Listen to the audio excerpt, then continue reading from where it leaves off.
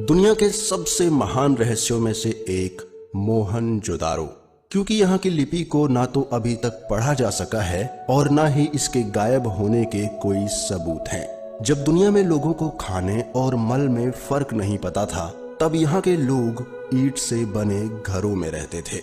आखिर वे लोग थे कौन और कहाँ चले गए?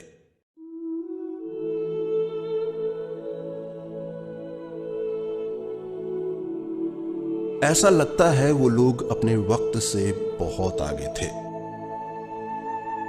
पत्थर और तांबे से बने पाइप्स और हंडिया और मिट्टी से बने सुंदर बर्तन, जिनसे शायद आज भी उस दौर के खाने की महक आती होगी। सर्दियों के लिए आतिशदान, रोशनी के लिए दिए और पानी को जमा रखने के लिए मिट्टी के बने बड़े बड़े घड़े।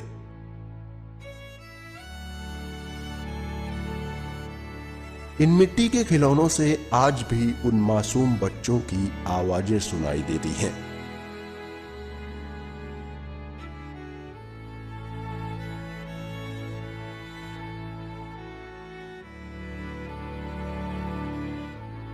उस शहर के औरतों के गहनों की खनक आज भी मोहनजोदारो की गलियों में गूंजती होंगी।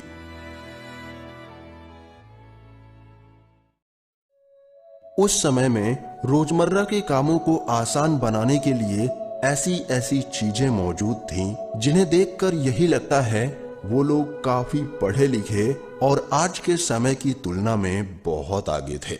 इतनी महान सभ्यता आज अगर होती तो सोचो इंसान आज कहां होता।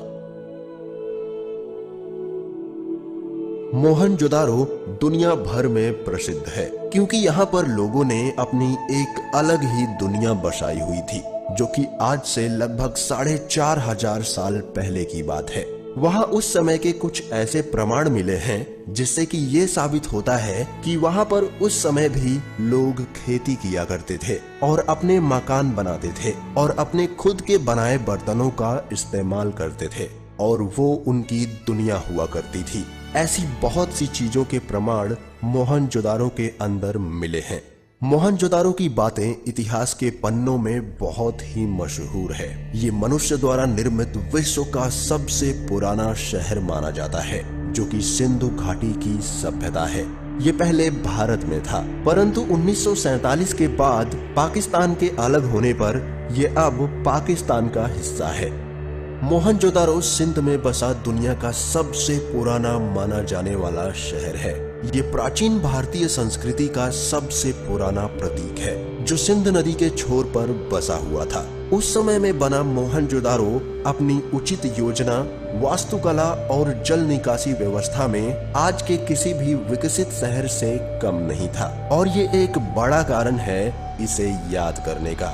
ये नगर पाकिस्तान में सिंध प्रांत के लरकाना जिले में सिंधु नदी के दाहिने किनारे पर लगभग 5 किलोमीटर क्षेत्र में फैला हुआ है। मोहनजोदारो की खोज सन 1922 में भारतीय पुरातत्व सर्वेक्षण के ऑफिसर आर.डी. बनर्जी ने किया था, जिन्हें राखलदास बड़ोपाध्याय भी कहते हैं। उन्होंने इस नगर की खुदाई करवाई और जमीन के नीचे दबे इस महान सभ्यता के रहस्यों को उजागर किया।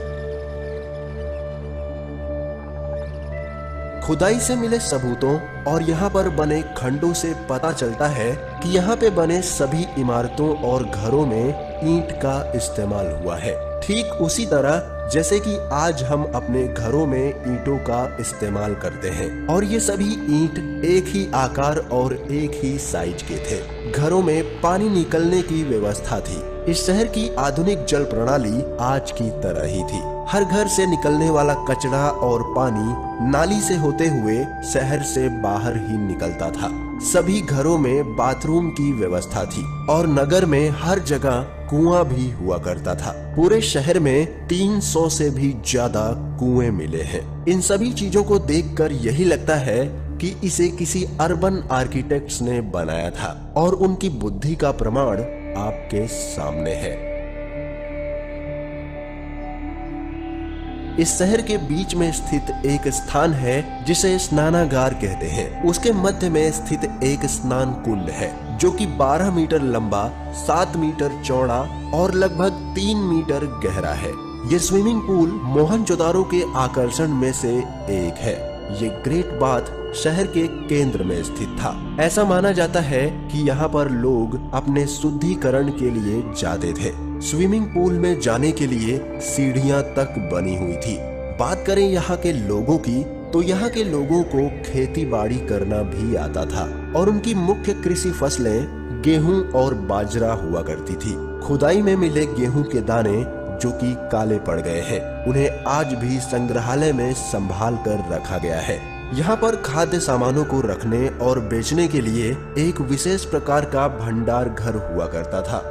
यहाँ लोग अनाज के बदले में दूसरी खाने पीने की चीजों का लेन देन करते थे। एक तरह से इसे बाजार भी कह सकते हैं। इस शहर की जब खुदाई की गई तब एक खास बात सामने आई कि यहाँ पर कोई महल, मंदिर और स्मारक के निशान नहीं पाए गए।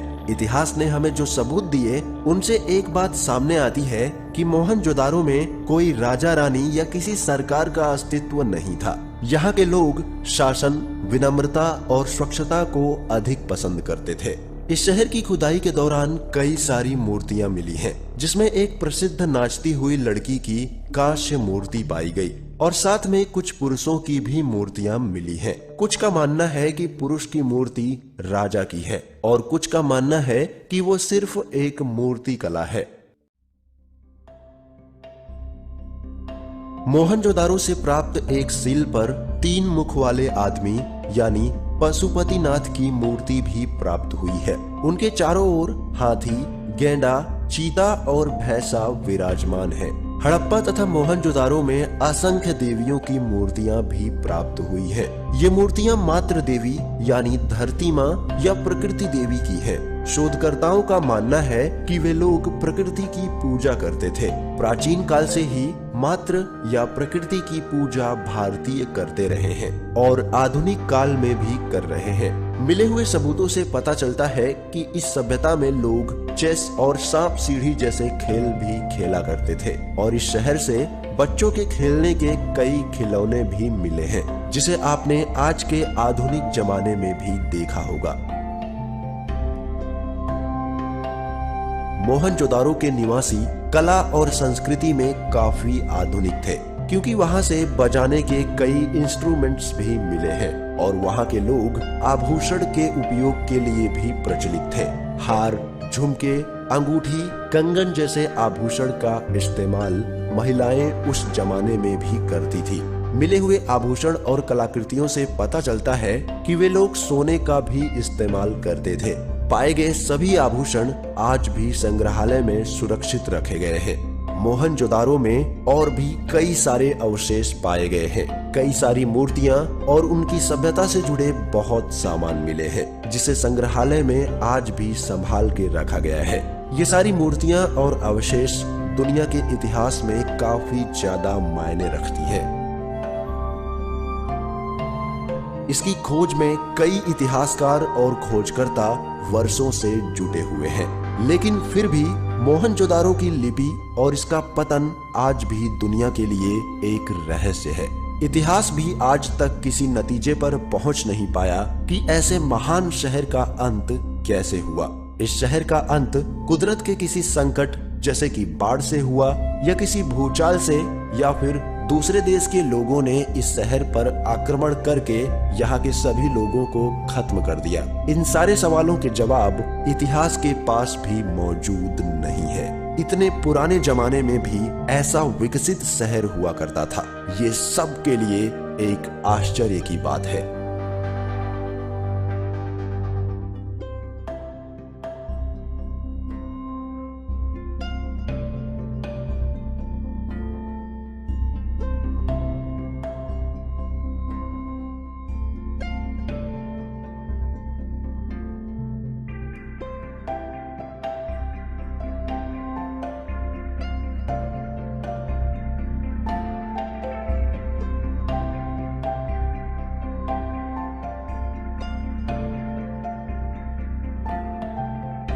दोस्तों, अगर जानकारी पसंद आई हो तो एक लाइक जरूर करना।